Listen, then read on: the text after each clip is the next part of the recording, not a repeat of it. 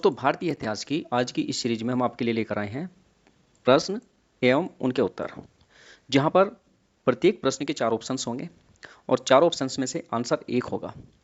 दोस्तों, ये वीडियो आपके लिए आपकी जो आगामी परीक्षाएं हैं, जो आपकी तैयारी है, उसके लिए बहुत ही उपयोगी साबित होने जा रही है। तो चलिए शुरू करते हैं। पहला क्वेश्चन, पहले क्वेश्चन में दिया है, पैमानों की खोज ने यह सिद्ध कर दिया है कि सिंधु घाटी के लोग माप और तोल से परिचित थे। यह खोज कहां पर हुई? इस खोज के बारे में आपको बताना है कि यह खोज कहां पर हुई। यहाँ पर 4 ऑप्शंस हैं, 4 ऑप्शंस में से एक आंसर है। पहला जो ऑप्शन है आपका कालीबंगा, कालीबंगन जिसको लिखा गया है कालीबंगन। मैं आपको उसके बारे में बता दूं, यह स्थान राजस्थान के हनुमानगढ़ जिले की घग्गर नदी किनारे पर स्थित है। दूसरा स्थल है आपका हड़प्पा। हड़प्पा स्थान पाकिस्तान के मोंटगोमरी नामक स्थान में रावी नदी किनारे पर स्थित है। तीसरा ऑप्शन है आपका सी, चौंदलो। चौंदलो पाकिस्तान के ही सिंध प्रांत में सिंधु नदी किनारे पर स्थित है। और डी, चौथा आंसर ऑप्शन है आपका लोथल, जो गुजरात के अहमदाबाद जिले की भगवान भोगवा जिसको नदी कहा जाता है, उस नदी किनारे पर यह स्थित है। तो इन चारों ऑप्शंस में से आंसर एक है, और चलिए मैं इसका आंसर बताने जा रहा हूं। तो इसका आंसर है डी। डी, लोथल नामक स्थल से, जो गुजरात में स्थिति है, भोगवा नामक नदी किनारे पर स्थित है, नामक स्थान से माप और तोल के साक्ष्य प्राप्त हुए हैं। तो यहां पर पहले क्वेश्चन का आंसर आपका जा रहा है डी। क्वेश्चन नंबर 2, जो बहुत ही खास दोस्तों, यह क्वेश्चन कई बार पूछा जा चुका है। सिंधु घाटी सभ्यता के लोगों का मुख्य व्यवसाय क्या था? यहां पर सिंधु घाटी लोग, उनका मुख्य व्यवसाय क्या था, इसके बारे में यहां पर पूछ रहा है। ऑप्शन 4 हैं, व्यापार या पशुपालन या शिकार या कृषि। अधिकतर जो बच्चे हैं, अधिकतर जो कॉम्पिटिटिव हैं, वे कृषि को ही अपना ऑप्शन चूज करते हैं, जो कि आंसर गलत हो जाते हैं। तो प्यारे दोस्तों, यहाँ पर सिंधु घाटी लोगों का जो मुख्य व्यवसाय था वो था व्यापार। हमेशा याद रखना है कि सिंधु घाटी लोगों का मुख्य जो व्यवसाय था वो व्यापार था। क्वेश्चन नंबर 3, निम्नलिखित में से कौन सा हड़प्पाकालीन स्थल गुजरात में था? यहाँ पर हालांकि इन चारों ऑप्शंस में से पहले भी इन चारों ऑप्शंस का जिक्र हो चुका है। मैंने पहले भी बताया कालीबंगा। कालीबंगा राजस्थान के हनुमानगढ़ जिले में स्थित है। रोपड़ पंजाब के रोपड़ जिले में स्थित है, जो सतलज नदी किनारे पर स्थित है। बनवाली बनवाली हरियाणा के हिसार जिले में स्थित है, रंगोई नामक नदी किनारे पर। और लोथल, जैसे कि पहले भी लोथल के बारे में आपको बताया था कि लोथल गुजरात के अहमदाबाद जिले में स्थित है, जो भोगवा नामक नदी किनारे पर स्थित है। तो यहाँ पर आपका आंसर है, क्वेश्चन नंबर 3 का आंसर है आपका डी। ये गुजरात में स्थित है। क्वेश्चन नंबर 3 का आंसर हो गया आपका डी। क्वेश्चन नंबर 4, उत्तर वैदिक काल में वेद विरोधी और ब्राह्मण विरोधी धार्मिक अध्यापकों को किस नाम से जाना जाता था?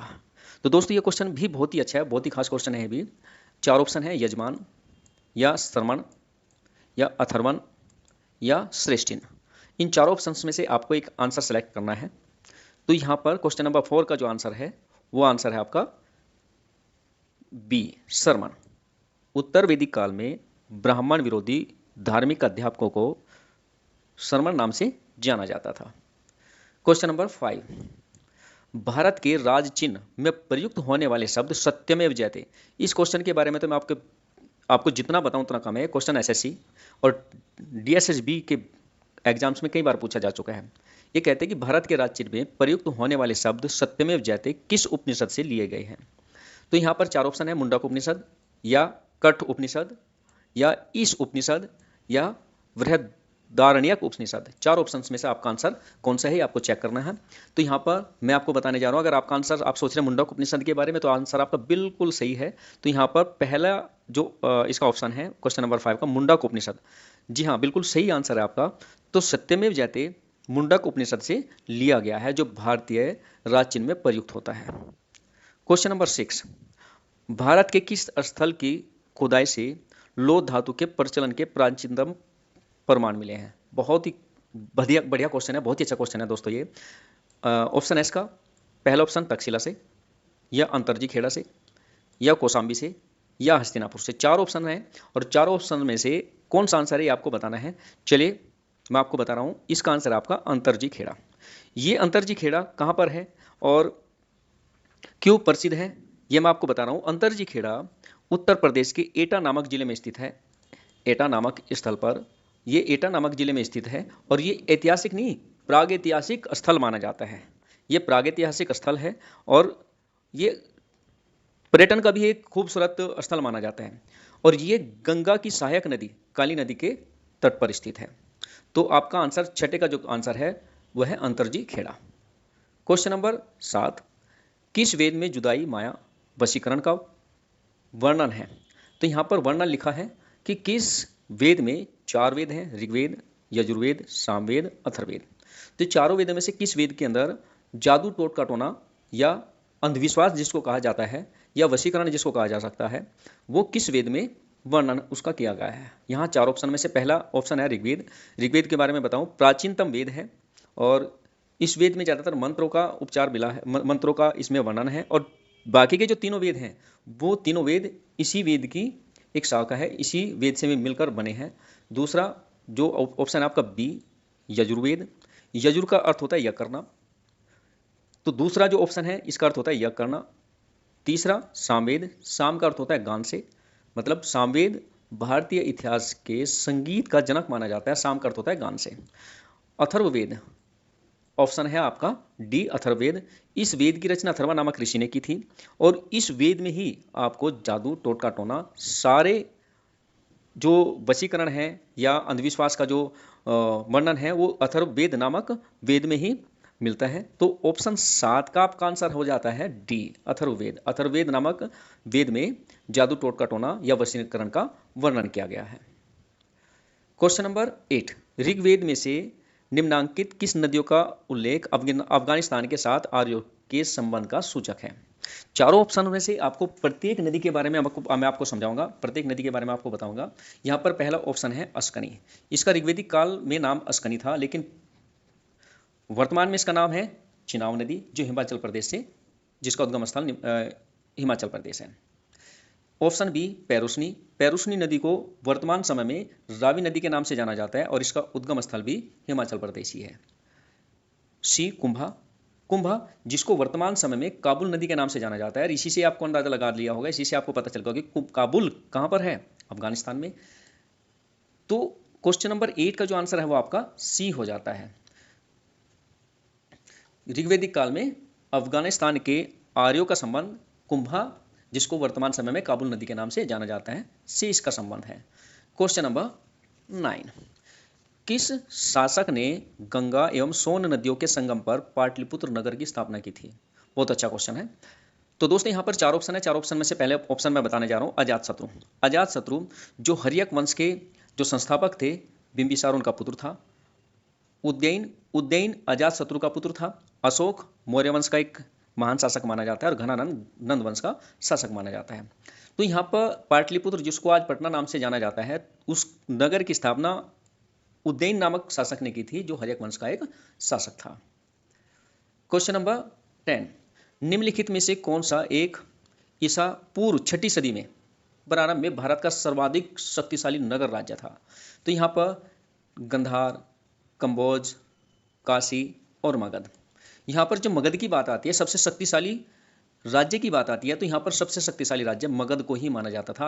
आरंभिक समय में 6ठी शताब्दी में विशेष रूप से मगध सबसे शक्तिशाली नगर राज्य था।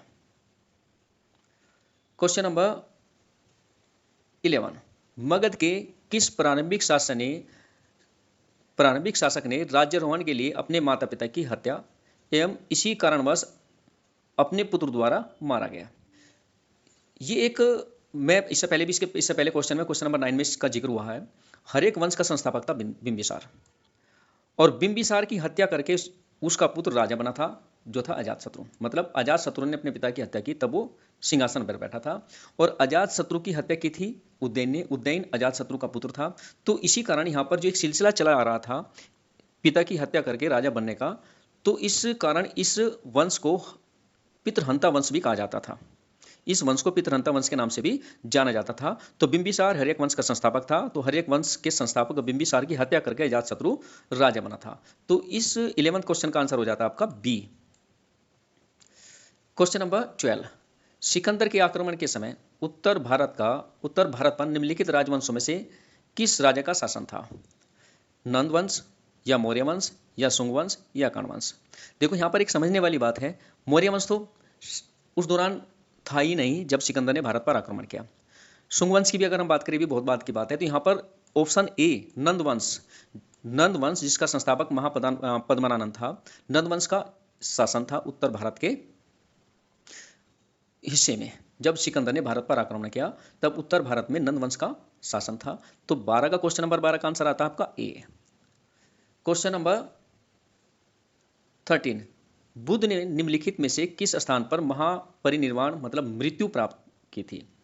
महापरिनिर्वाण, बौद्ध धर्म में मोक्ष को प्राप्त करना या मृत्यु को प्राप्त करना महापरिनिर्वाण कहा जाता है। तो यहाँ पर 4 ऑप्शन है, कुशीनारा जिसका दूसरा नाम कुशीनगर भी है, कपिलवस्तु या पावापुरी या कुंडग्राम। चारों ऑप्शन में से आपका आंसर कौन सा है यह आपको बताना है। बहुत ही अच्छा क्वेश्चन, बहुत ही ज़्यादा बार पूछा गया क्वेश्चन है। तो यहाँ महात्मा बुद्ध ने जो अंतिम समय महापरिनिर्वाण प्राप्त किया था वो स्थान था कुशीनगर। तो कुशीनगर जिसको कुशीनारा नामक नाम से भी जाना जाता है, उस स्थल पर महात्मा बुद्ध ने परिनिर्वाण प्राप्त किया था। चलिए आंसर तो इसको हो गया ए, लेकिन यहाँ पर जो इसके बाकी ऑप्शन हैं उनके बारे में भी थोड़ा जानते हैं। कपिलवस्तु, कपिलवस्तु नामक स्थान पर महात्मा बुद्ध का जन्म हुआ था। पावापुरी, पावापुरी बिहार में है जो जैन धर्म से संबंधित है। कुंडग्राम, कुंडग्राम में जैन महात्मा बुद्ध की चतुर्थ बौद्ध संगति का आयोजन हुआ था जो कश्मीर में स्थित है। इसका आंसर क्वेश्चन नंबर 13 का आंसर हो जाता है, लेकिन बाकी के जो ऑप्शन हैं उसके बारे में थोड़ा हमने डिस्कस किया है, बताया है। क्वेश्चन नंबर 14, गौतम बुद्ध द्वारा अपने धर्म में दीक्षित किया जाने वाला अंतिम व्यक्ति निम्न में से कौन था? बहुत ही सुंदर, बहुत ही अच्छा क्वेश्चन था। क्वेश्चन है ये, आनंद या सारिपुत्र या मोगलान या सुभद्र। चारों ऑप्शन में से आपको कंफ्यूज करने वाले सारे के सारे ऑप्शंस हैं। मैं आपको बताता चलूं कि महात्मा बुद्ध के सबसे प्रिय शिष्य थे सारिपुत्र और मोगलान। आनंद महात्मा बुद्ध के साथ साथ रहते थे। बात आती है सुभद्र की, तो यहां पर क्वेश्चन नंबर 14 का सुभद्र ही इसका आंसर है। सुभद्र क्यों इसका आंसर माना गया है इसके बारे में मैं आपको बता दूं कि सुभद्र हालांकि गौतम बुद्ध के एक शिष्य में से एक था, लेकिन जब सुभद्र गौतम बुद्ध के सामने बैठे, गौतम बुद्ध से जब इन्होंने मुलाकात की तो इनकी मृत्यु, इन्होंने मोक्ष प्राप्त किया था। और ऐसे मोक्ष प्राप्त किया था जैसे दिए से जैसे जलती बत्ती अचानक बुझ जाती है। तो इनका अंतिम संस्कार, क्योंकि इनकी मृत्यु, इन्होंने मोक्ष प्राप्त महात्मा बुद्ध के समय किया था, और महात्मा बुद्ध ने इनका जो अंतिम संस्कार था वो बौद्ध रीति रिवाज के द्वारा जैसे भी उस दौरान होता था उसके द्वारा उन्होंने किया और कहा कि मेरा जो सबसे प्रिय शिष्य था, अंतिम जो शिष्य है वो सुभद्र ही है। क्वेश्चन नंबर 15, बौद्ध धर्म एवं जैन धर्म दोनों के उपदेश किसके शासनकाल में दिए गए थे? बिंबिसार या अशोक या बिंदुसार या अकबर। यहाँ पर अकबर तो हो ही नहीं सकता क्योंकि ये मुगल वंश का संस्थापक था। अशोक काफ़ी बाद में ये आए थे। अशोक ने महात्मा बुद्ध का धर्म की बौद्ध धर्म की काफ़ी प्रचार किया, काफ़ी उसने उसके बारे में लिखा जो आज भी हमारे बीच देखने को मिलते हैं। तो यहाँ पर ऑप्शन ए या सी इन दोनों में से आंसर है। तो ऑप्शन ए बिंबिसार जो हर्यक वंश का संस्थापक था, इसी के दौरान, इसी शासक के दौरान बौद्ध धर्म और जैन धर्म दोनों के उपदेश इसी शासक के दौरान मिलते हैं। तो क्वेश्चन नंबर 15 का आंसर है आपका ए। क्वेश्चन नंबर 15 का आंसर बन जाता है आपका बिंबिसार। क्वेश्चन नंबर 16, कनिष्क के शासनकाल में चतुर्थ बौद्ध संगति सभा किस नगर में आयोजित हुई थी? 4 बौद्ध संगति का आयोजन हुआ था, पहली, दूसरी, तीसरी और चौथी। तो यहाँ पर चौथी बौद्ध संगति के आयोजन के बारे में पूछ रहा है जो कनिष्क ने कराई थी। और कनिष्क ने जो बौद्ध संगति कराई थी किस स्थान पर कराई थी? मगध में कराई थी या पाटलिपुत्र में या कुंडलवन में या राजगृह में। तो यहाँ चारों ऑप्शन में से एक आंसर है जो आपका सी है। तो कनिष्क ने चतुर्थ बौद्ध संगति का आयोजन कुंडलवन जो कश्मीर में स्थित है नामक स्थान पर चतुर्थ बौद्ध संगति का आयोजन कराया था। क्वेश्चन नंबर 17, निम्नलिखित में से किस नगर में प्रथम बौद्ध संगति सभा का आयोजन कराएगा? ये क्वेश्चन भी अच्छा है। चतुर्थ बौद्ध संगति का आयोजन तो कुंडलवन में हुआ था और प्रथम बौद्ध संगति का जो आयोजन हुआ था वो किस स्थल पर हुआ था? नालंदा में हुआ था या गया में हुआ था या राजगृह में हुआ था या बोध गया में हुआ था।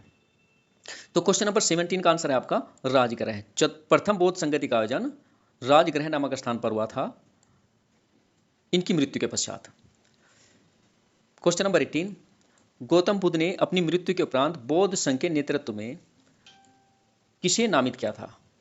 मतलब गौतम बुद्ध ने किसको अपना उत्तराधिकारी बना था? आनंद को, या महाकश्यप को, या उपाली को, या इसमें से कोई नहीं? तो ये मैं आपको बताता चलूं कि महात्मा बुद्ध ने अंतिम समय में किसी भी व्यक्ति को अपना उत्तराधिकारी बिल्कुल नहीं बनाया था। तो इसका ऑप्शन है आपका, इसका आंसर है आपका डी।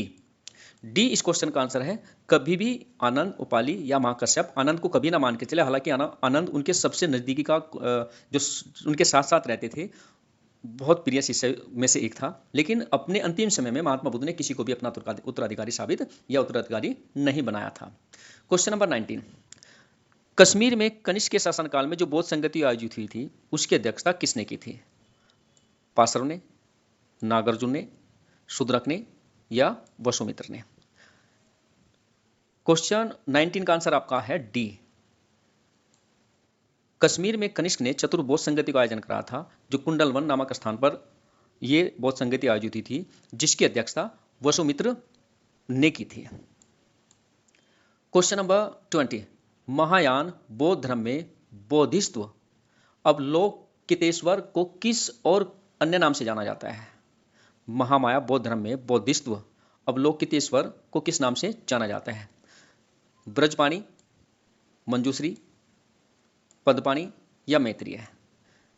जहां पर आपने देखा भी होगा इन तीनों ऑप्शन में से ए, बी और सी का कहीं भी ज्यादातर प्रचार है, कहीं भी नाम आपने नहीं सुना होगा। तो इस मैत्रेय शब्द का आपने बहुत ज्यादा नाम सुना होगा। तो यहां पर अवलोकितेश्वर को मैत्रेय नाम से भी जाना जाता था, जो उनका अन्य दूसरा नाम था। क्वेश्चन नंबर 21, अनेकतावाद, अनेकांतवाद निम्नलिखित में से किसका क्रोड केंद्रीय सिद्धांत एवं दर्शन है? अनेकतावाद निम्नलिखित में से किसका केंद्रीय सिद्धांत एवं दर्शन माना जाता है? बौद्ध धर्म का, या जैन धर्म का, या सिख धर्म का, या वैष्णव मत? किस में से? चारों में से एक है, बौद्ध मत, जैन मत, सिख मत, या वैष्णव मत। तो अनेकांतवाद जो सिद्धांत है वो है जैन धर्म का, जैन मत माना जाता है। तो 21 का आंसर आपका है बी। क्वेश्चन नंबर 22, वह आध्यात्म बौद्ध साहित्य जो बुद्ध के विभिन्न जन्मों की कथाओं के विषय में है, क्या है? यहाँ पर 3 पिटक मिलाकर, सूत पिटक, विनय पिटक और अधिधम्म पिटक मिलाकर एक ग्रंथ की रचना की गई है, जिसको कहते हैं त्रिपिटक। तो यहाँ पर उन 3 पिटकों में से जिसमें महात्मा बुद्ध की कथाओं का विस्तृत वर्णन है, विनय पिटक, सूत पिटक, अधिधम्म पिटक, या जातक? 4 ऑप्शन में से आपको आंसर बताना है। विनय पिटक, सूत पिटक, अधिधम्म पिटक, ये पिटक तो में है जो त्रिपिटक के एक भाग हैं, लेकिन जातक जो एक भाग है, ये वो भाग है जिसमें महात्मा बुद्ध से संबंधित कथाओं का विस्तृत वर्णन मिलता है। तो क्वेश्चन नंबर 22 का आंसर आपका डी। क्वेश्चन नंबर 23, वह शासक कौन था जिसने राज सिंहासन पर बैठने के लिए अपने बड़े भाई सुसीम की हत्या की थी? क्वेश्चन नंबर 23 के क्वेश्चन का आंसर ज़्यादा बताने की जरूरत भी नहीं है, क्योंकि इसका आंसर बहुत फेमस है, इसका नाम भी बहुत प्रसिद्ध है। अशोक महान वह राजा था जिसने गद्दी पर बैठने से पहले अपने बड़े भाई सुसीम की हत्या की थी। तो क्वेश्चन नंबर 23 का आंसर आता है आपका ए। क्वेश्चन नंबर 24, कलिंग विजय के उपरांत अशोक महान ने निम्नलिखित किस धर्म को अंगीकार कर लिया था? कलिंग युद्ध के पश्चात अशोक महान ने निम्नलिखित में से किस धर्म को अंगीकार कर लिया था? अंगीकार का मतलब स्वीकार कर लिया था, अपना लिया था। जुडिज्म, बौद्ध, या हिंदू, या जैन? और यहाँ पर इसके बारे में ज़्यादा भी मैं आपको बताऊँ, अशोक महान का नाम आते के साथ ही अशोक किलाट या अशोक के स्तंभ, बहुत सारे साक्ष्य ऐसे आज भी प्राप्त होते हैं, आज भी हमारे बीच में हैं, जो बौद्ध धर्म से संबंधित है। तो अशोक ने कलिंग युद्ध के पश्चात बौद्ध धर्म को स्वीकार कर लिया था। इसका आंसर है 24 का बी। क्वेश्चन नंबर 25, अशोक के मनसेहरा जो पाकिस्तान में स्थित है और शाहबाजगढ़ी ये भी पाकिस्तान में स्थित है से प्राप्त हुए व्रत शिलालेखों में से किस लिपि का प्रयोग किया गया है? क्वेश्चन नंबर 25 का आंसर ए है, या बी, या सी, या डी? तो संस्कृत, यूनानी और तमिल, इन भाषा का तो कोई यहाँ पर लेना देना है नहीं। जो अशोक के जितने भी शिलालेख हैं उन सब भाषाओं में खरोष्टी लिपि का सबसे ज़्यादा उपयोग किया गया था। तो यहाँ पर 25 का आंसर है आपका ए। क्वेश्चन नंबर 26, तो प्यारे दोस्तों मैं ये बता दूं, क्वेश्चन नंबर 26 भी कई बार पूछा जा चुका है। क्वेश्चन नंबर 26 है आपका, कौटिल्य द्वारा रचित अर्थशास्त्र कितने अधिकरणों में विभाजित है? कौटिल्य द्वारा रचित अर्थशास्त्र कितने अधिकरणों में विभाजित है? ऑप्शन ए 11 में, ऑप्शन बी 12 में, ऑप्शन सी 14 में, ऑप्शन डी 15 में। तो यहाँ पर 4 ऑप्शंस हैं और 4 ऑप्शंस कंफ्यूज करने वाले हैं, तो यहाँ पर बड़े ही ध्यान से, बड़ी ही सावधानी से आपको इनका आंसर, इनमें से एक का आंसर बताना है। आंसर है सर इसका डी, कौटिल्य द्वारा रचित अर्थशास्त्र 15 अधिकरणों में विभाजित है। क्वेश्चन बहुत बार पूछा जा चुका है, तो दोस्तों इस क्वेश्चन का आंसर विशेष ध्यान रखना है आपको। क्वेश्चन नंबर 26, निम्नलिखित में से वह महानतम कुषाण नेता कौन था जो बौद्ध बन गया था? कुषाण वंश का जो शासक था उसने बौद्ध धर्म स्वीकार कर लिया था, वह कौन सा था? कुजुल कडफिसस, भीम कडफिसस, कनिष्क या वशिष्ठ? क्वेश्चन नंबर 27 का आंसर आपका कनिष्क। कनिष्क ने बौद्ध धर्म स्वीकार कर लिया था। कनिष्क के समय में ही, मैं भी ये आपको बता दूं, कनिष्क के समय में ही बौद्ध धर्म 2 भागों में बट गया था, हीनयान और महायान। और ये भी मैं आपको बता दूं, जो इससे पहले क्वेश्चंस में जिक्र भी हुआ है कि कनिष्क ने अपने शासन में ही चतुर्थ बौद्ध संगति का आयोजन भी करा था, जो कश्मीर में कुंडलवन नामक स्थान पर इसने चतुर्थ बौद्ध संगति का आयोजन करा था। क्वेश्चन नंबर 28, किस वंश के शासकों ने ब्राह्मणों एवं बौद्ध भिक्षुओं को करमुक्त भूमि या गांव देने की प्रथा आरंभ की थी? ऑप्शन ए सातवाहन ने, मौर्य ने, या गुप्त वंश ने, या चोल शासकों ने? क्वेश्चन नंबर 28 का जो आंसर है गुप्त मौर्य वंश के समय तो ब्राह्मण का इतना बोलबाला नहीं था, लेकिन सातवाहन शासकों के समय बौद्ध भिक्षुओं और ब्राह्मणों का, दोनों का ही क्या था, एक अपना ही अस्तित्व था। तो यहाँ पर 28 का जो आंसर आता है वो आपका ए आ जाता है। सातवाहन शासकों ने ब्राह्मणों एवं बौद्ध भिक्षुओं को करमुक्त भूमि देने की प्रथा आरंभ की थी। क्वेश्चन नंबर 29, निम्नलिखित में से किसने बड़े पैमाने पर स्वर्ण मुद्राएं, सोने की जो मोहर होती थी या सोने के सिक्के होते थे, वे चलाए थे? ऑप्शन ग्रीक वासियों ने, मौर्यों ने, या कुषाणों ने, या शुंग शासकों ने? क्वेश्चन नंबर 28 का जो आंसर है, कुषाण एक ऐसे शासक थे जिनके समय काफी मात्रा में स्वर्ण इकट्ठा हुआ था, जो टैक्स के रूप में उन्होंने इकट्ठा करना शुरू कर दिया था। इसके बारे में अगर मैं यहाँ विस्तृत बताना शुरू कर दूं तो काफी समय लग जाएगा। तो कुषाण शासकों के समय ही सबसे पहले स्वर्ण मुद्राएं चलनी आरंभ हुई थी, चलाई गई थी, इन्होंने सबसे पहले चलाई थी। क्वेश्चन नंबर 30, प्राचीन भारत में निम्न में से किस एक ने नियमित रूप से सोने के सिक्के चलाए? प्राचीन भारत में निम्न में से किसने नियमित रूप से सोने के सिक्के चलाए? अभी मैंने इससे पहले क्वेश्चन में भी आंसर का जिक्र किया है, तो कुषाणी में थे जिन्होंने नियमित रूप से सोने के सिक्के चलाए, उनको नहीं बदला। एक बार चल गए तो उनको बार बार में ही चलते रहे, मतलब सोने की मुद्राएं चलती रही। क्वेश्चन नंबर 31, लाल चेर के नाम से प्रसिद्ध वह चेर शासक कौन था जिसने कर्णनी पत्नियों के मंदिर बनाए थे? अच्छा क्वेश्चन है, बहुत ही अच्छा क्वेश्चन।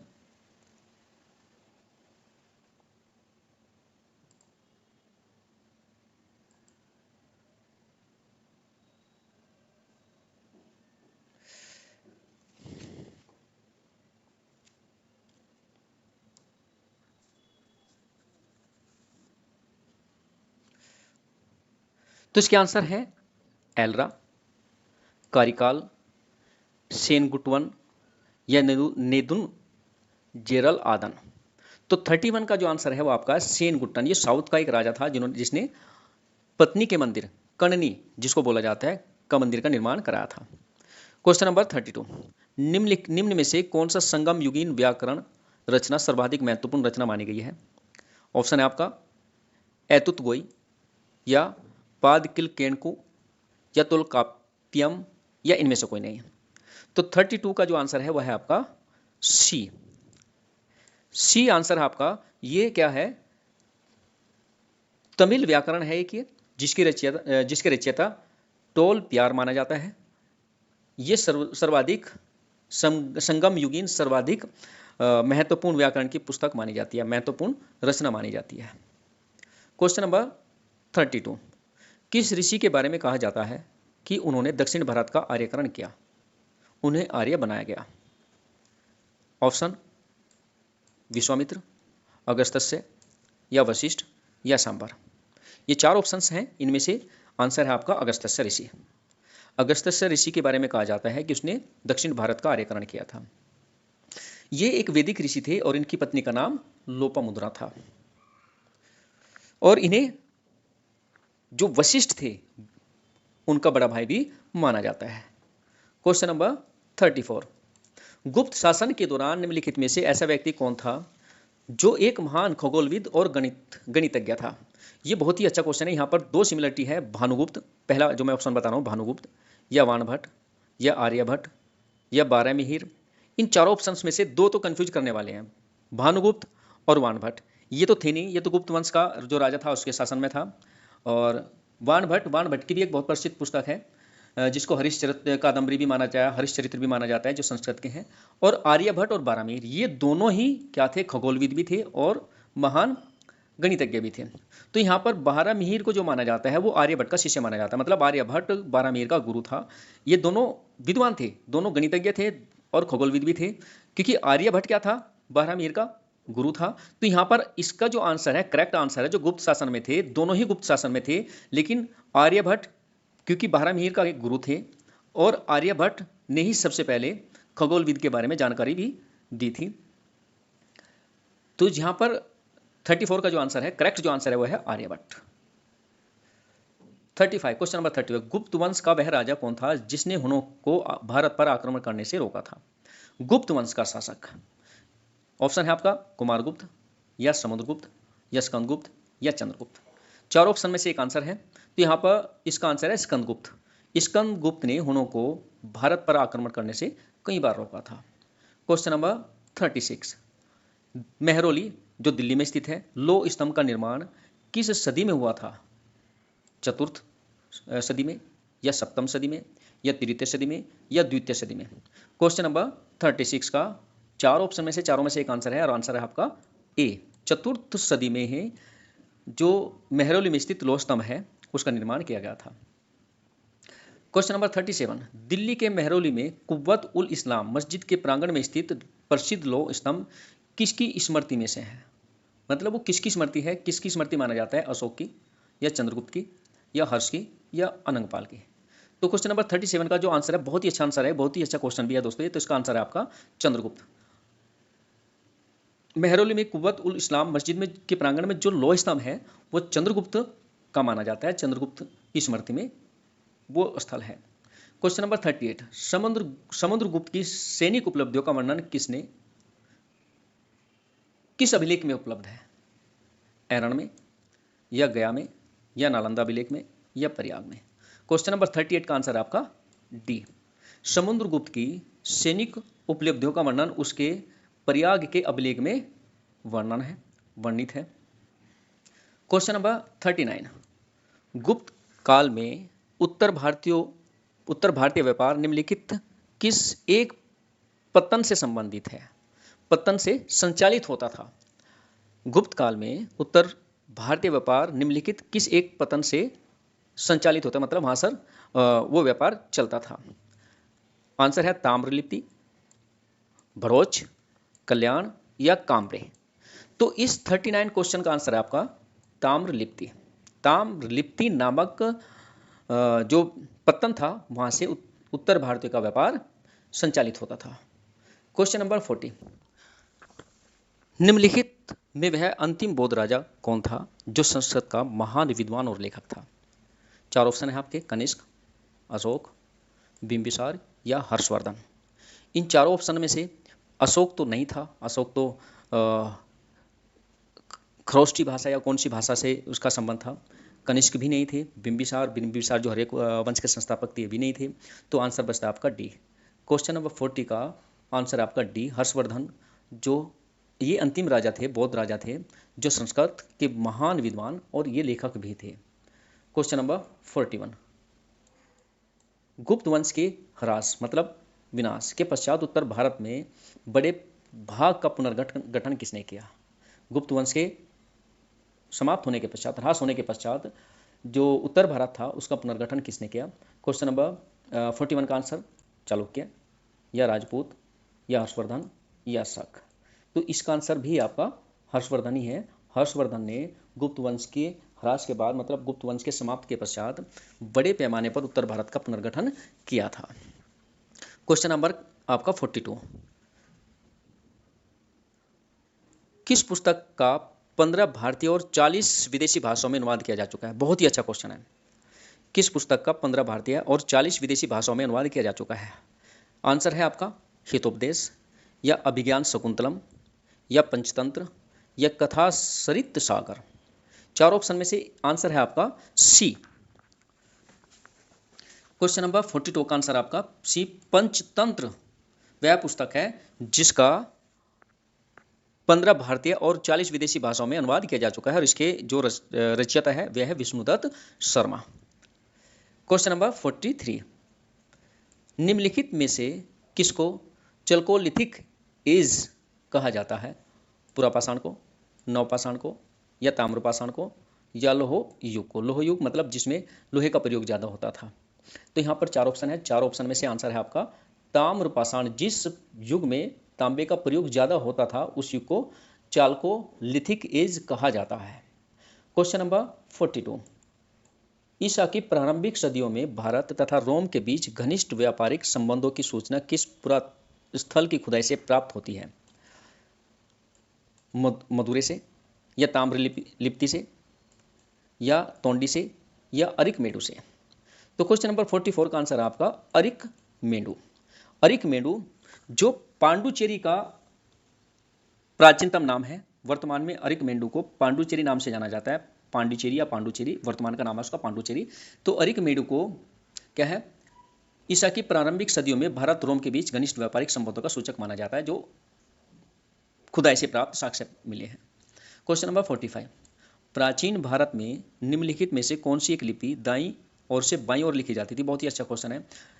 शारदा लिपि या नंद नागरी लिपि की तो मैं बिल्कुल नहीं आपको सजेस्ट करूंगा कि दो लिपि हैं। तो यहाँ पर ब्राह्मी लिपि और खरोष्ठी लिपि दो लिपि हैं जिसके साक्ष्य मिले हैं, जिसको पढ़ने में काफ़ी दिक्कतों का सामना भी करना पड़ा था। तो यहाँ पर इन लिपि को अधिकतर पढ़ने के लिए जॉर्ज प्रिंसेप नाम के जो इतिहासकार थे उन्होंने इनको पढ़ने में सफलता भी प्राप्त की थी। तो क्वेश्चन नंबर 45 का आंसर आपका जो दाएं से बाईं ओर लिखी जाती है वह खरोष्ठी लिपि, और बाएं से दाईं ओर लिखी जाती है वह आपकी ब्राह्मी लिपि। तो क्वेश्चन नंबर 45 का आंसर आपका डी, खरोष्ठी लिपि एक ऐसी लिपि थी जो दाएं से दाईं ओर से बाईं ओर लिखी जाती थी। क्वेश्चन नंबर 46, उस शासक का नाम क्या है जिसने विजय स्तंभ टावर ऑफ विक्ट्री का निर्माण करा था? आंसर आपका राणा कुंभा, या राणा सांगा, या राणा रतन सिंह, या राणा हमीर? तो क्वेश्चन नंबर 46 का जो आंसर है वो राणा कुंभा नाम के जो राजा थे उन्होंने विक्ट्री टावर ऑफ विक्ट्री विजय स्तंभ का निर्माण कराया था। क्वेश्चन नंबर 47, सोमनाथ के मंदिर पर 1025 ईस्वी में महमूद गजनवी के आक्रमण के समय गुजरात का शासक कौन था? ऑप्शन भीमदेव सेकंड, मूलराज, या मूलराज फर्स्ट। मूलराज सेकंड, दो मूलराज है, मूलराज यहाँ सेकंड है, Mulraj first and Mulraj second. तो यहाँ पर इस राज्य के बारे में मैं आपको थोड़ा सा विस्तृत रूप से बताना चाहता हूँ कि ये जो राजा था, जो आंसर यहाँ पर है, जब महमूद गजनवी ने आक्रमण किया तो महमूद गजनवी के आक्रमण के समय ये सोमनाथ को छोड़कर भाग गया था। तो उस राजा का नाम है ए भीमदेव फर्स्ट। नाम तो भीमदेव था, लेकिन जैसे ही महमूद गजनवी के आक्रमण का इनको पता चलता है ये सोमनाथ को छोड़कर भाग जाते हैं।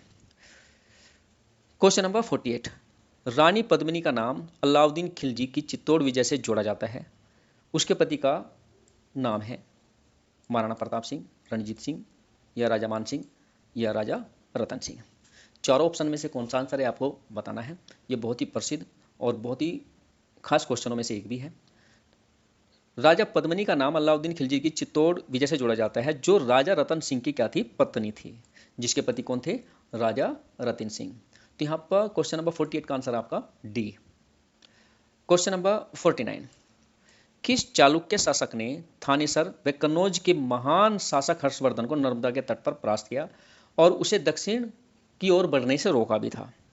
पुलकेशिन फर्स्ट ने, या पुलकेशिन द्वितीय ने, या विक्रमादित्य फर्स्ट, या विक्रमादित्य सेकंड?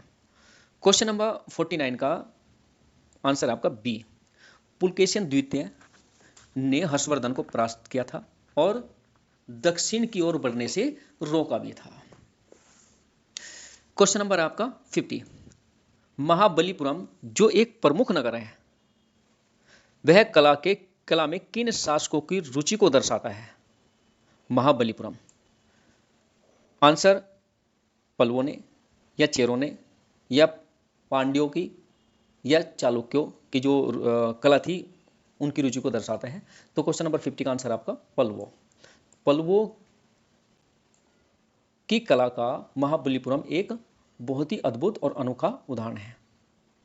क्वेश्चन नंबर 51, निम्नलिखित में से किस शासक के पास शक्तिशाली नौसेना थी? ऑप्शन, चोल के पास, या पांड्य के पास, या चेर के पास, या पल्लव के पास। तो इसका आंसर है आपका चोल शासक वह शासक था जिसके पास में एक शक्तिशाली नौसेना थी। तो इसका 51 का आंसर आपका ए।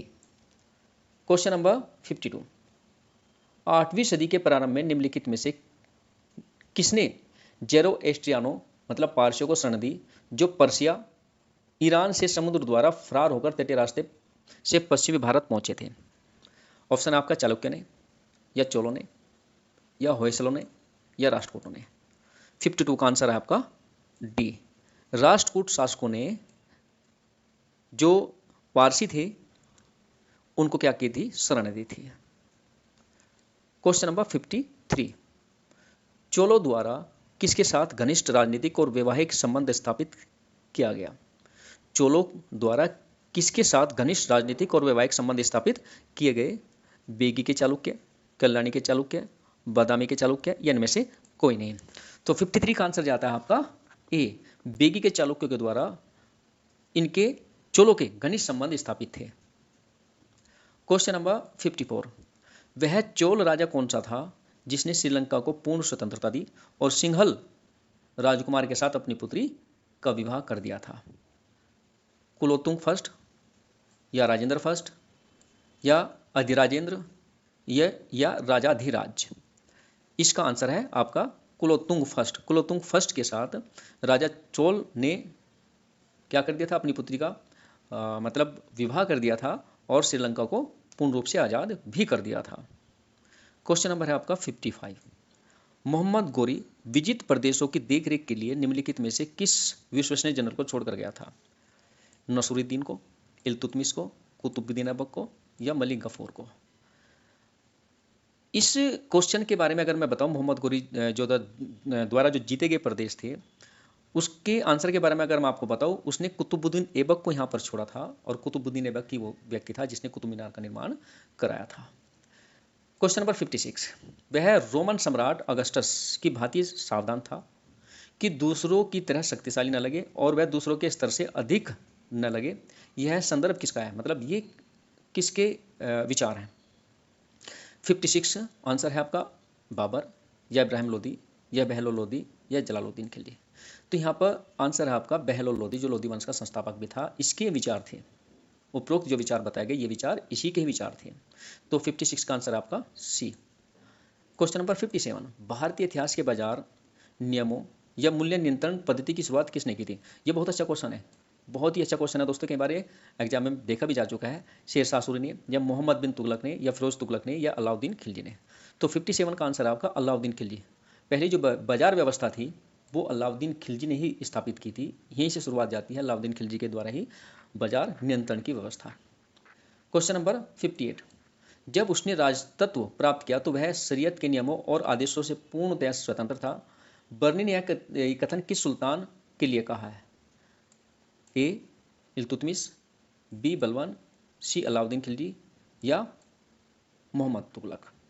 तो बर्नी जो था इसके बारे में अगर हम बताएं तो अलाउद्दीन खिलजी के ये दरबार में कवि कह दीजिए या सेवा कह दीजिए, तो अलाउद्दीन खिलजी के दरबार में सेवा करते थे। तो अलाउद्दीन खिलजी के बारे में इसने यह कथन दिया था। क्वेश्चन नंबर है आपका 59, अलाउद्दीन खिलजी के प्रसिद्ध सेनापतियों में किसकी मंगोलों के विरुद्ध लड़ते हुए मृत्यु हो गई थी? बहुत अच्छा क्वेश्चन। जफर खां, नुसरत खां, या अल्प खां, या उलूग खां? इस क्वेश्चन का आंसर, क्वेश्चन नंबर 59 का आंसर है आपका ए, जफर खां वह व्यक्ति था जिसकी मृत्यु, जो क्या था, अलाउद्दीन खिलजी का सेनाध्यक्ष था और जिनकी मृत्यु मुगलों के विरुद्ध लड़ते हो गई थी। और इनका जो वास्तविक नाम था वो हिजाबुरुद्दीन था। इनका वास्तविक नाम था हिजाबुरुद्दीन। क्वेश्चन नंबर 60,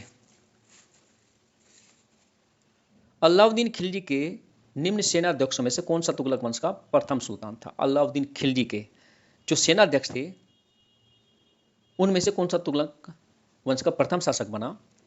पहला आंसर गाजी मलिक, या मलिक गफूर, या जफर खां, या उजबेक खां। तो यहां पर गाजी मलिक पहला अलाउद्दीन खिलजी का सेनाध्यक्ष था जो प्रथम सुल्तान शासक बना। और यह भी बता दूं, यह तुगलक वंश का क्या था? संस्थापक। यह तुगलक वंश का संस्थापक, क्योंकि प्रथम शासक बना तो जाहिर सी बात है तुगलक वंश का संस्थापक भी था। और ये भी मैं इनके बारे में बताऊं कि इन्होंने 29 बार मंगोलों के आक्रमण को विफल किया था।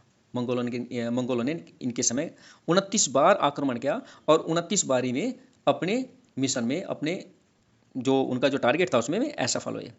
क्वेश्चन नंबर 61, हम्पी, तिरुवन्नमले, चिदम्बरम, श्रीरंगम या तिरुपति आदि मंदिरों के सामने की ओर बने हुए राय गोपुरम का निर्माता कौन था? विद्यानायक, या कृष्णदेव, या हरिहर, या राजाराम। तो साउथ के ज़्यादातर ये मंदिर जो है ना साउथ में स्थित है और इनके सामने राय गोपुरम का जो निर्माण करा था वो कृष्णदेव राय ने करा था। तो क्वेश्चन नंबर 61 का आंसर आपका बी, कृष्णदेव राय।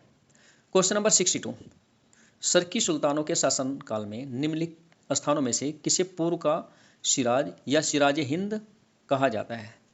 आगरा को, दिल्ली को, जौनपुर को, या वाराणसी को? आंसर है आपका जौनपुर। क्वेश्चन नंबर 62 का आंसर है जौनपुर। जौनपुर को सिराज हिंद या सिराज के नाम से जाना जाता है, जो सरकी सुल्तानों के शासनकाल में यह स्थल था। क्वेश्चन नंबर 63, जब राजा बोडियार ने मैसूर राज्य की स्थापना की तब विजयनगर साम्राज्य का शासक कौन था? सदाशिव, तिरुमाल, रंगा सेकंड, या वेंकट सेकंड? क्वेश्चन नंबर 63 का आंसर है आपका वेंकट सेकंड।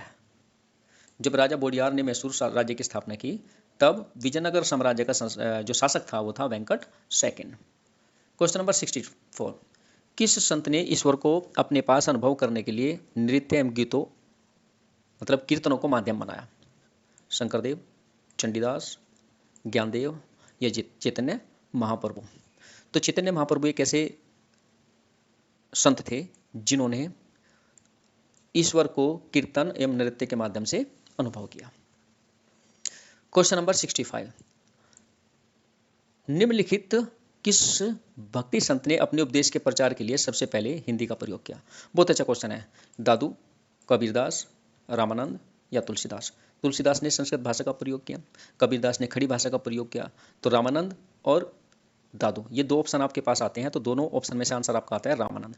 तो रामानंद पहले ऐसे संत थे जिन्होंने अपने प्रचार में या जो भी ईश्वर से संबंधित संदेश थे उनके प्रचार में उन्होंने हिंदी भाषा का प्रयोग किया। क्वेश्चन नंबर 66, निम्नलिखित में से किस सुल्तान ने निजामुद्दीन औलिया ने भेंट करने से इनकार कर दिया था? बहुत अच्छा क्वेश्चन है। निम्नलिखित में से किस सुल्तान ने निजामुद्दीन औलिया ने भेंट करने से इनकार कर दिया था? निजामुद्दीन औलिया बहुत फेमस नाम है। क्वेश्चन नंबर 66 का आंसर है आपका जलालुद्दीन फिरोज खिलजी, या अलाउद्दीन खिलजी, या गैसुद्दीन तुगलक, या मोहम्मद बिन तुगलक? तो क्वेश्चन नंबर 66 का आंसर है आपका जलालुद्दीन खिलजी। निजामुद्दीन औलिया ने जलालुद्दीन फिरोज खिलजी से मुलाकात करने से साफ इनकार कर दिया था। क्वेश्चन नंबर 67, आईन अकबरी एक महान ऐतिहासिक कृति निम्नलिखित में से किसके द्वारा लिखी गई? ऑप्शन है आपके अब्बुल फजल, अमीर खुसरो, फिरोज शाह, या अब्दुल शाह? तो 67 का आंसर है आपका अब्बुल फजल। बहुत ही फेमस पुस्तक है आईन अकबरी, अब्बुल फजल द्वारा रचित है और ये ऐतिहासिक एवं प्रसिद्ध कृति है। तो और क्वेश्चन नंबर 67 का आंसर आपका ए। क्वेश्चन नंबर 68, किस मुगल शासक ने भारत की वनस्पति और प्राणी जगत, ऋतुओं, फलों का विशद विवरण अपनी दैनंदिनी मतलब अपनी डायरी में दिया, मतलब उन्होंने लिखा? ऑप्शन ए अकबर, जहांगीर, बाबर, या औरंगजेब? अकबर के शासनकाल में तो नहीं हो सकता, ये तो मैं श्योर हूँ। तो फिर कौन सा हो सकता है, यहाँ पर आपको बताना है।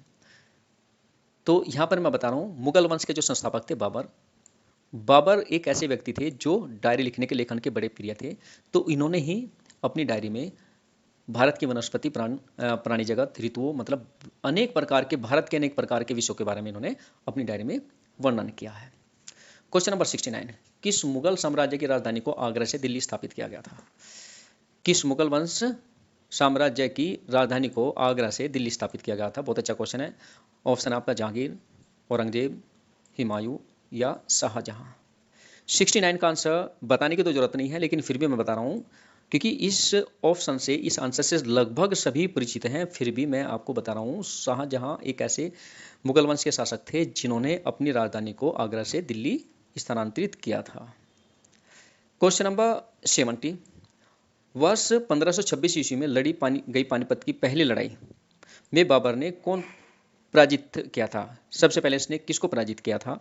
पहला जो पानीपत की मतलब पहली जो पानीपत की लड़ाई थी वो किस के बीच हुई थी? बाबर और दूसरे व्यक्ति थे इब्राहिम लोदी या शेर शाह सूरी या मोहम्मद बिन तुगलक या अलाउद्दीन खिलजी। तो क्वेश्चन नंबर 70 का आंसर है आपका इब्राहिम लोदी। इब्राहिम लोदी और बाबर के बीच प्रथम पानीपत की लड़ाई जो 1526 में लड़ी गई थी। इस लड़ाई में बाबर की विजय थी और इब्राहिम लोदी हारा गया था। क्वेश्चन नंबर 71, क्वेश्चन नंबर 71, सम्राट अकबर द्वारा किसको जरी कलम की उपाधि से अलंकृत किया गया था? मोहम्मद हुसैन को या मोहम्मद खां को या अब्दुल रस्सम मद को या मीर सैयद अली को? क्वेश्चन नंबर 71 का आंसर आपका आता है मोहम्मद हुसैन। मोहम्मद हुसैन को अकबर ने जरी कलम नामक उपाधि से अलंकृत किया था। क्वेश्चन नंबर 72, शिवाजी ने मुगलों को किस संधि के द्वारा किलों को सत्तांतरित किया था? शिवाजी ने मुगलों को किस संधि के द्वारा किलों को सत्तांतरित किया था? चित्तौड़ की, पुणे, पुरंदर या तोरन?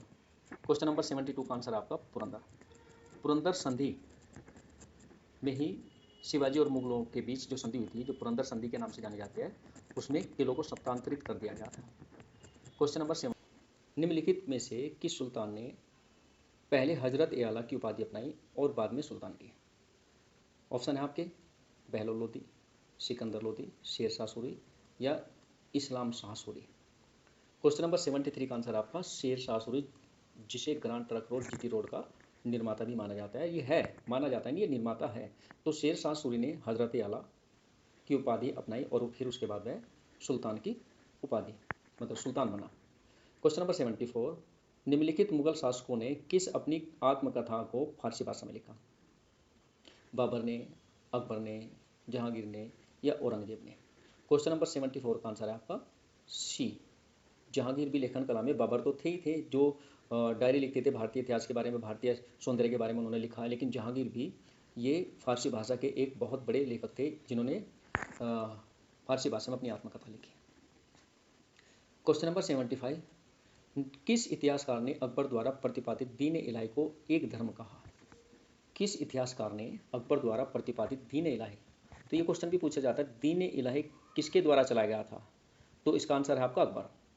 तो 75, दीन इलाही धर्म किसने कहा? अब यहाँ क्वेश्चन है अब्दुल फजल ने या अब्दुल कादिर बदायूं ने, निजामुद्दीन अहमद ने, इनमें से कोई नहीं। तो 75 का जो आंसर है वो आपका आंसर है अब्दुल फजल। अब्दुल फजल ने आईन अकबरी नामक पुस्तक लिखी थी और उसने ही दीन इलाही को एक धर्म भी कहा। क्वेश्चन नंबर 76, निम्नलिखित में से किस में हिंद तथा ईरानी वास्तुकला का सर्वप्रथम समन्वय देखने को मिलता है? ताजमहल में, लाल किले में या पंचमहल में या शेर शाह के मकबरे में? तो क्वेश्चन नंबर 76 का आंसर है आपका शेर शाह का जो मकबरा है, जो सहसाराम नामक स्थान पर स्थित है, उसमें सबसे पहले ईरानी और हिंदी वास्तुकला का जो समन्वय है मतलब मेलजोल है वो देखने को मिलता है। क्वेश्चन नंबर 77, मुगल काल में निम्नलिखित बंदरगाह में से किसको बाबुल मक्का द्वार माना जाता है? कालीकट को या भरूच को या खंपात को या सूरत को?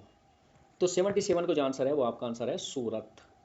सूरत नामक स्थल को मुगल काल में मक्का का द्वार माना जाता था।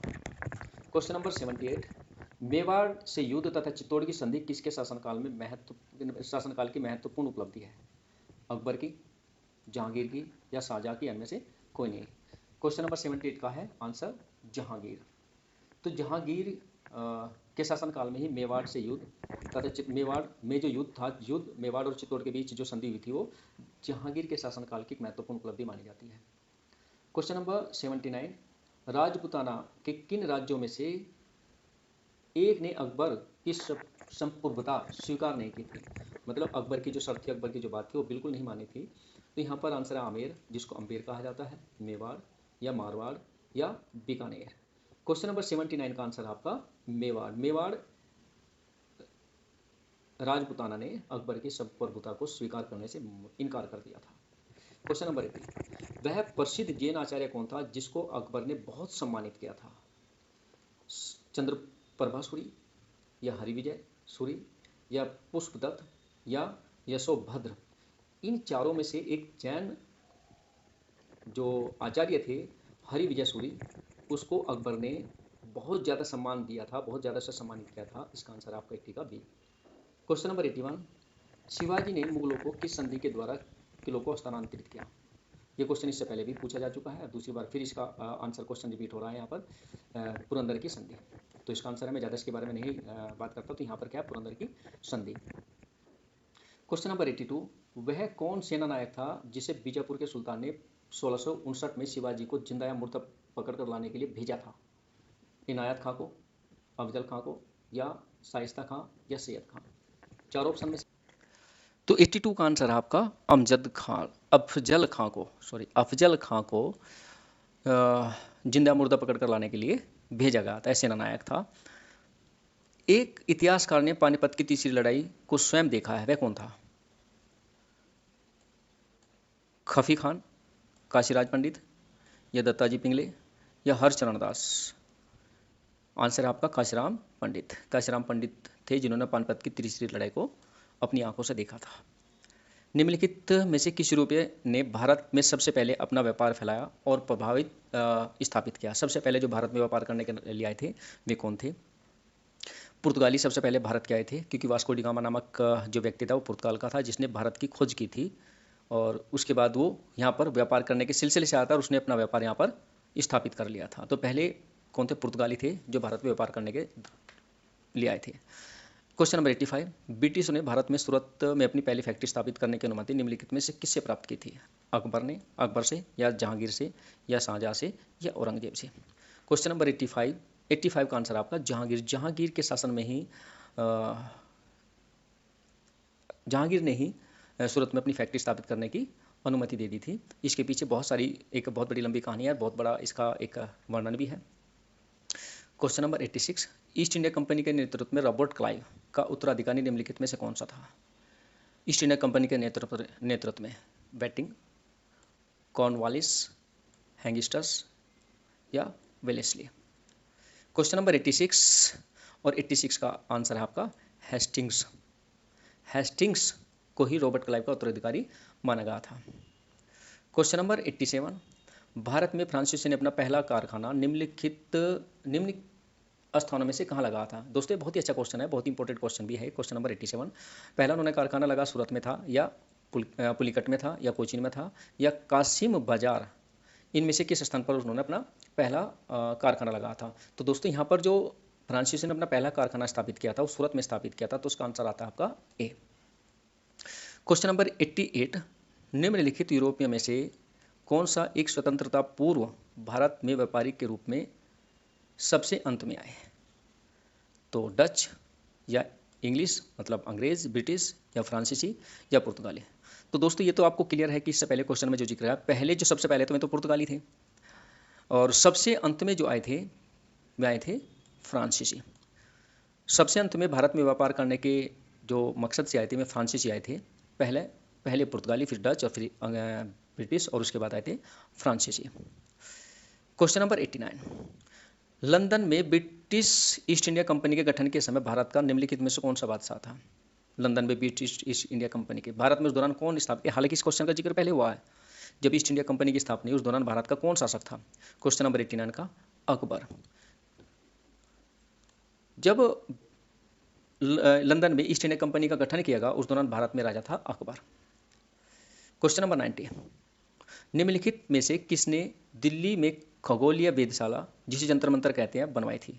अकबर ने, शाहजहां ने, या सूरजमल ने, या जयसिंह द्वितीय ने?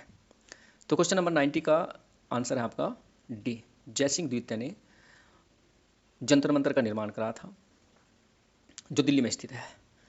क्वेश्चन नंबर 91, निम्नलिखित में से कौन बीज गणित के क्षेत्र में अपने योगदान के लिए विशेष रूप से जाना जाता है?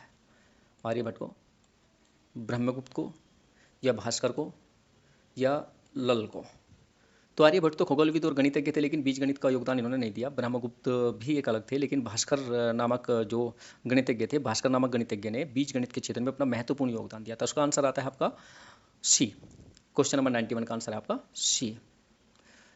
क्वेश्चन नंबर 92, तीसरे आंग्ल मैसूर युद्ध को रोकने के लिए टीपू सुल्तान ने अंग्रेजों के साथ कौन सी संधि की थी? ऑप्शन है आपके मंगलौर की संधि, श्रीरंगपट्टनम की संधि, या मैसूर की संधि, या बदनूर की संधि? तो यहाँ पर चारों ऑप्शन में से आंसर आपका श्रीरंगपट्टनम की संधि। तीसरे आंग्ल मैसूर युद्ध को रोकने के लिए टीपू सुल्तान ने अंग्रेजों के साथ श्रीरंगपट्टनम की संधि की थी।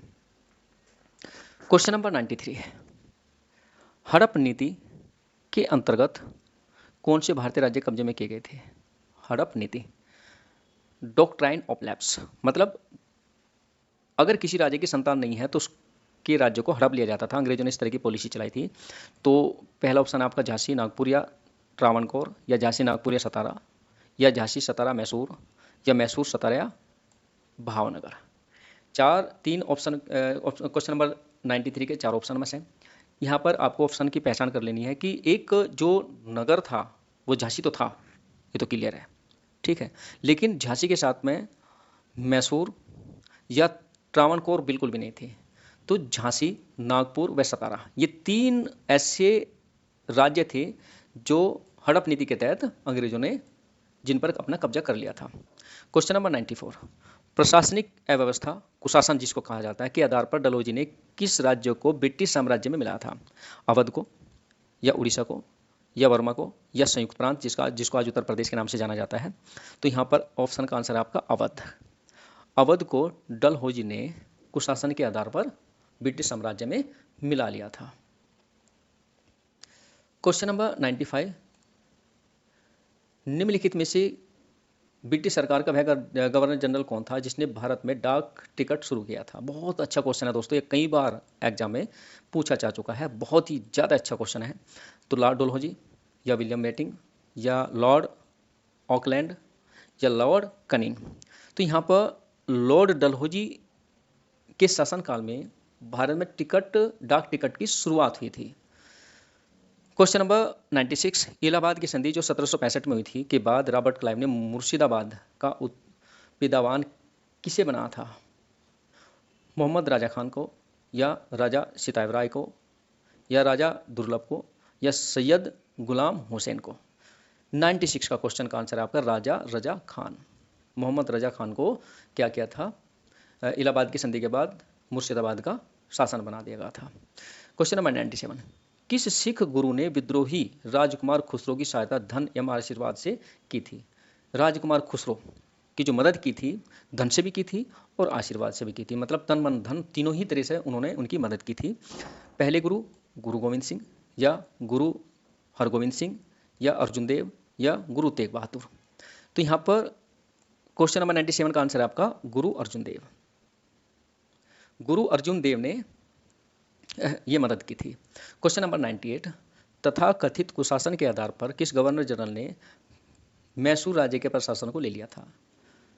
लॉर्ड वेलेस्ली, लॉर्ड हैंगिस्टिस, लॉर्ड विलियम बेंटिंक, या लॉर्ड हार्डिंग? क्वेश्चन नंबर 98 का आंसर है आपका विलियम बेंटिंक। इससे पहले भी ये जिक्र हुआ, अभी क्वेश्चन इससे पहले में ही। क्वेश्चन नंबर 99, निम्नलिखित में से कौन सा युद्ध जिसने भारत में ब्रिटिश प्रभुत्व का प्रारंभ किया? प्लासी का युद्ध, बक्सर युद्ध, या मैसूर की तीसरी लड़ाई, या 1857 का विद्रोह? तो प्लासी का युद्ध जो था, प्लासी का जो युद्ध हुआ था उसमें ब्रिटिश जो सरकार थी उसका प्रभुत्व मतलब उसकी सत्ता, उसकी ताकत यहाँ स्थापित हो गई थी। क्वेश्चन नंबर 100, निम्नलिखित भारतीय शासकों में से कौन था जिसने विदेशों में आधुनिक पद्धति से दूतावास स्थापित किए थे? ऑप्शन है आपके हैदर अली, मीर कासिम, शाह आलम द्वितीय या टीपू सुल्तान। तो टीपू सुल्तान नामक राजा थे जिन्होंने भारत में आधुनिक पद्धति से दूतावासों की स्थापना की थी। तो दोस्तों आज की वीडियो में बस इतना ही। उम्मीद करते हैं कि यह वीडियो आपकी मदद करेगी, आपके लिए मददगार साबित होगी। दोस्तों अगर वीडियो आपको पसंद आई तो अपने दोस्तों में इसको शेयर करना बिल्कुल ना भूलें। किसी कारणवश अगर किसी क्वेश्चन में कोई गलती हुई है तो कमेंट बॉक्स में जाकर हमें इस गलती को ज़रूर बताएं। कमेंट बॉक्स में जाकर हमें उसके बारे में डिटेल में बताएं। दोस्तों वीडियो देखने के लिए आपका बहुत बहुत धन्यवाद।